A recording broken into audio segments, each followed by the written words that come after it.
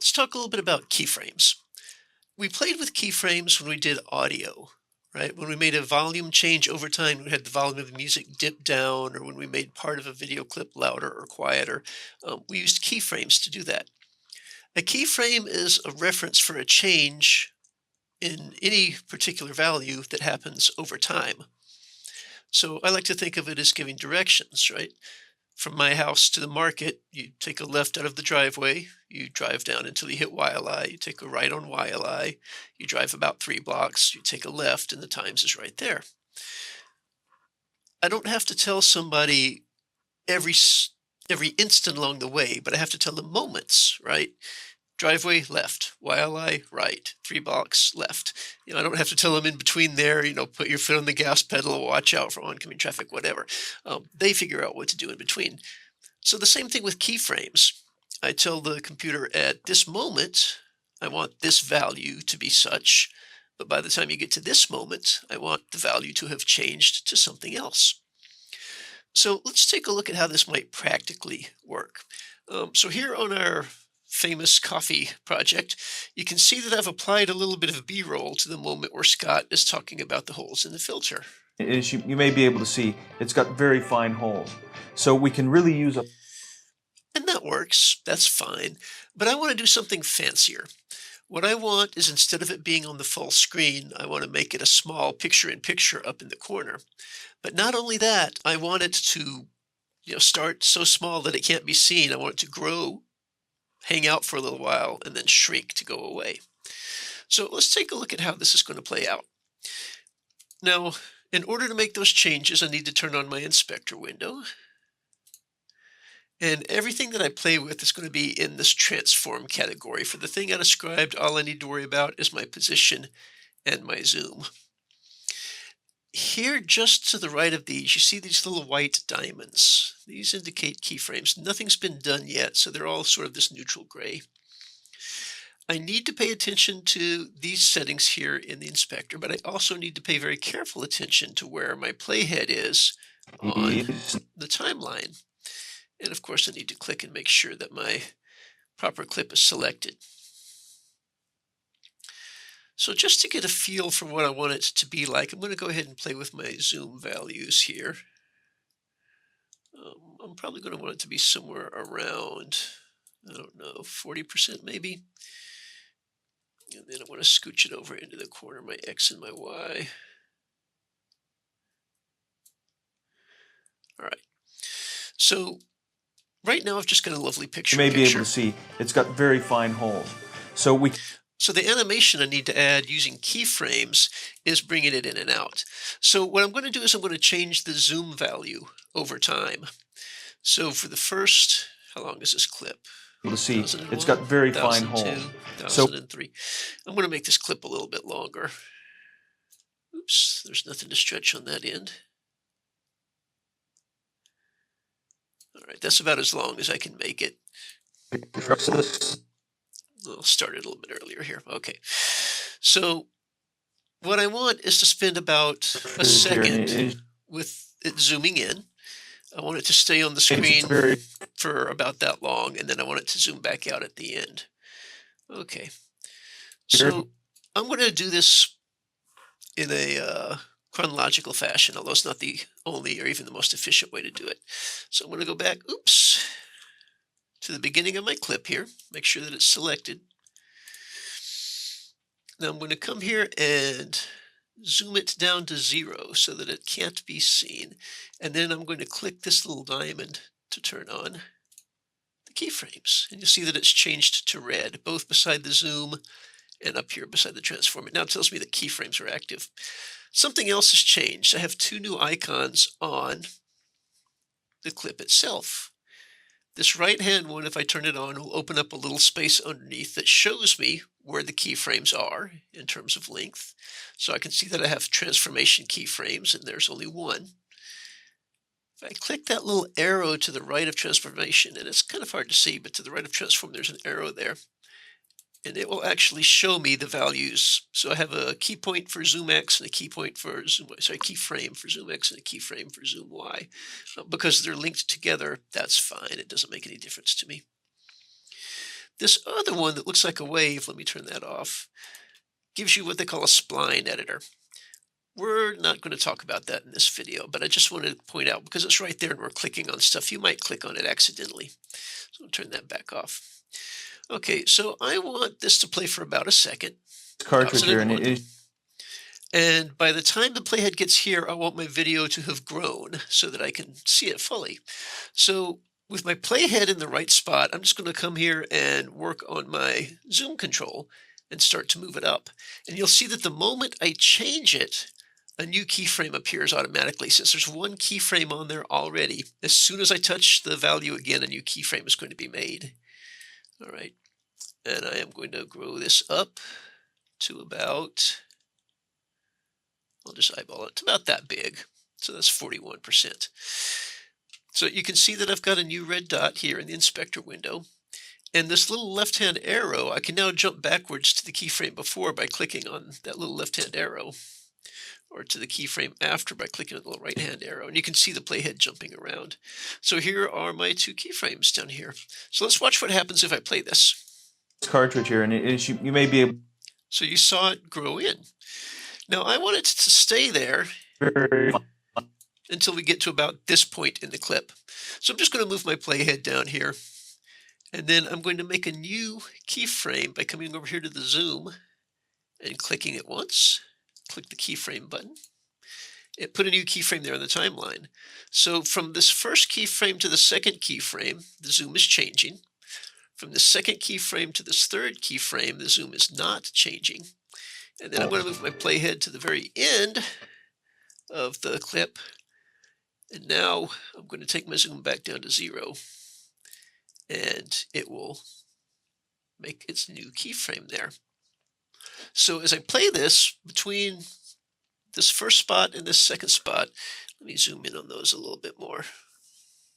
So it's a little more obvious what I've got going on here. So between this first set of keyframes for zoom and the second set, it's growing. From the second set to the third set here, it's staying static, and then from the third set to the fourth set, it is shrinking. This cartridge here, and you may be able to see, it's got very fine holes. Cool, huh? And I can keyframe just about anything. Everything in the inspector window is keyframeable. Almost everything in the inspector window is keyframeable. I can do it with cropping, zoom, position, rotation, right? So if I wanted to be silly, I'll have it zoom in. Once it's zoomed in, I'm going to have it spin in a circle. And once it's done spinning in the circle, I'll have it zoom back out. Right, so I want to line these up. I'm going to go back to where those keyframes are. And I'm going to add a rotation keyframe right there. Boink. And notice that I've got a new line of keyframes here that popped up. So it's going to zoom in, and by the time it zooms in, it's going to have a rotation angle of 0. It started with a rotation angle of 0, so nothing's changing there. Right? But by the time it gets to this keyframe, I want that rotation to have changed. I want it to spin twice around, so I'm going to change that to 720 degrees. So while it's on the screen, it's not zooming, but my rotation should change between here and here, and then it should zoom out. So let's see how silly this looks. This cartridge here, and you may be able to see, it's got very fine holes. So we can... That looks pretty silly. But you can see the application here. Now, if I wanted to make some changes to this, maybe I want that little flying in part to be faster.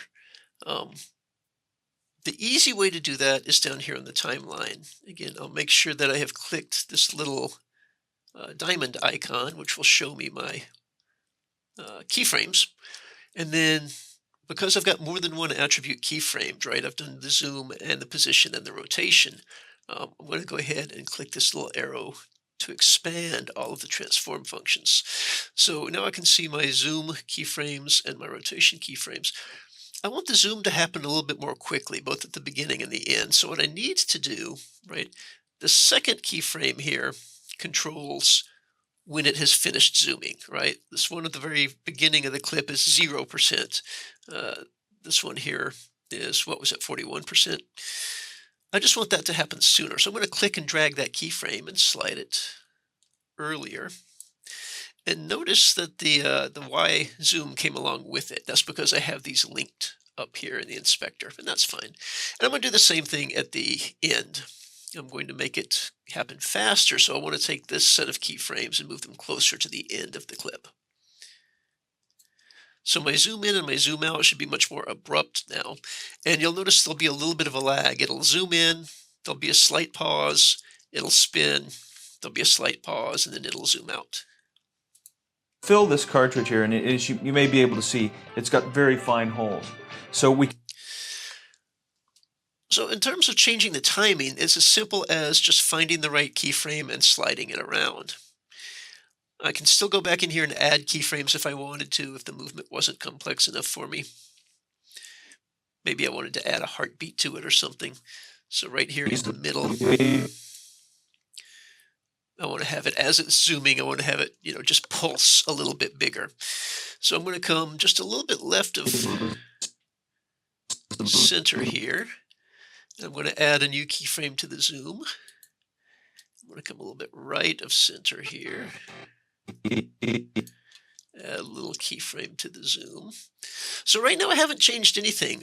All four of these center keyframes, 1, 2, 3, 4, have the same value, right? So I have just not changed anything. But I'm going to come in between these two that I just made, and I'm going to bump that zoom up to, let's make it pretty obvious. Let's say 60%.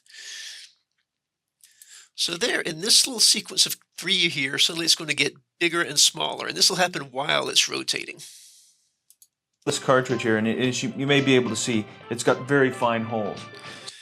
Right. So I added a little bit of a heartbeat there. Let's look at it one more time, just that little piece. Be able to see it's got. You see the pulse there? Okay. That's basically it. Now, with these relatively simple things, you can make some complex motion. It does take a little getting used to the interface, and it's kind of easy to get lost. You know what, just for giggles, let's add one more element to this. I'm going to make a title that says tiny holes and have it crawl across the bottom of the screen while this is going on, right? So I'm going to grab a text, drop it here on the next layer up, use my razor blade tool to shorten it, delete the extra. All right.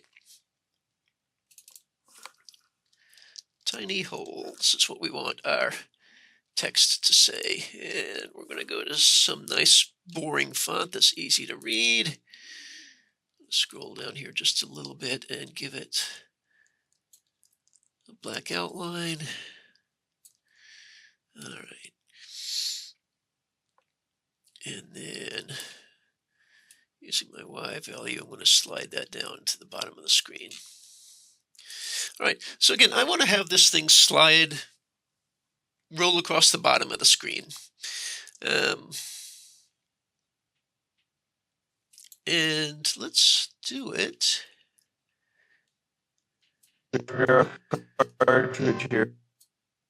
in unison with the zoom. So as the B-roll is zooming in, I want tiny holes to come flying on. I want it to stay on the screen for as long as the B-roll is up there spinning around. And then as the B-roll is zooming out, I want tiny holes to fly off the other side of the screen. So I'm going to be dealing with my positioning here, my X and Y positions on my text. Now I could actually do this here in the text window, or I could go over to the video tab and do it here because I'm changing the same value, the same property. It's just a question of, well, whatever. So because I hit the video tab, I'll go ahead and do it here. Now again, I can see my keyframes down here, and just to expand it, I'll make sure. So this is the moment when my zoom is finished. So this is when I want the graphic to be centered on the screen and done. So I'm going to go ahead and make a position keyframe. Let me make sure I click the text here, so I'm putting keyframes in the right spot. I'm going to go ahead and mark my position with a keyframe. Boom. And Then I'm going to move down here to where the zoom's about to start. So these are the two that start my zoom going out, and I'm going to go ahead and put a position keyframe there. Boop. Let me click this little diamond icon. Oops, wrong one. Click this diamond icon here. There we go. So you can see the two keyframes I've put. So at the moment, all they're doing is holding it in place. It doesn't move. But now I can go off to the beginning of the clip, and then I'm going to grab my X position and slide it off to the right. I'm just going to move it until that thing is completely, just can't see it anymore. And you'll see that it created a keyframe for me. Right, and this is going to come onto the screen. It's going to stay there. And then when it gets to the very end,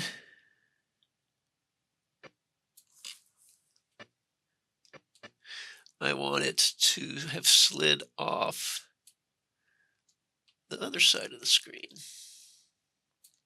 Okay, so you can see I've got 4 keyframes here. So at this keyframe, at the very first one on the timeline, it's off the right-hand side of the screen. Between the first one and the second, it slides into the middle of the screen. Between the second one and the third one, it does not change. And then between the third one and the fourth one, it slides off the left-hand side of the screen. Let's take a look at that. This cartridge here, and you may be able to see, it's got very fine holes. Okay, I think that was a little bit fast. I want to slow it down, so I'm just going to grab these 2 center keyframes and move them farther from the edges, right? So I'm going to grab this second keyframe here and slide it to the right a bit. I'm just eyeballing this. I'm going to grab this third keyframe and slide it to the left a bit. So that flying in from the left will take longer, and that flying out to the right will take longer. Fill this cartridge here, and you may be able to see, it's got very fine holes. So, and hey, let's go crazy. This guy is doing a heartbeat pulse. Let's go ahead and make the title do a heartbeat pulse, right? The title still has a zoom feature there. So again, I'm going to come here. I'm going to line my playhead up with these previously existing zoom keyframes down here on the other clip. I'm going to make sure I've got my my title selected. All right, and I am going to create a keyframe for zoom there. I'm going to go to this third one and create a keyframe for zoom there. So both this, let me open these up a little bit taller. So my zooms here are unchanged. These are both set at 100%, or at 1 is the value in the window there. And then I'm going to come halfway in between, and we're going to run that zoom up. That looks good, 1.42, whatever. So from the beginning of the clip to this first keyframe, the zoom doesn't change. Then it changes from the value of 1, which is the default there, up to a value of 1.42, so it's 142% as large as it was. Then it changes back down to 1, back to 100%, and it remains unchanged to the end of the clip. This cartridge here, and you may be able to see, it's got very fine holes. Okay. Keyframing is a lot about patience, but again, it's also just about directions. So I tell the thing, at the beginning of this clip, I want this value, let's say the X position, or the Y position, to be a certain value. I want it to be off the screen to the right. But by the time the playhead gets here, I want that thing to have come into the middle of the screen. So it's just a matter of cooperating between the position of the playhead on the clip and when you click the Make a Keyframe buttons over here in the inspector. And once you've made your first keyframe, you don't have to click these buttons. If you make a change, it will do it automatically, which is a fun way to get yourself in trouble. All right. I hope you can have fun playing with these. If you've gotten terribly lost, that's okay. It's a kind of complicated thing, and it's got a lot of uses, but it's not something that you have to know to move forward. It's just something that comes in really handy.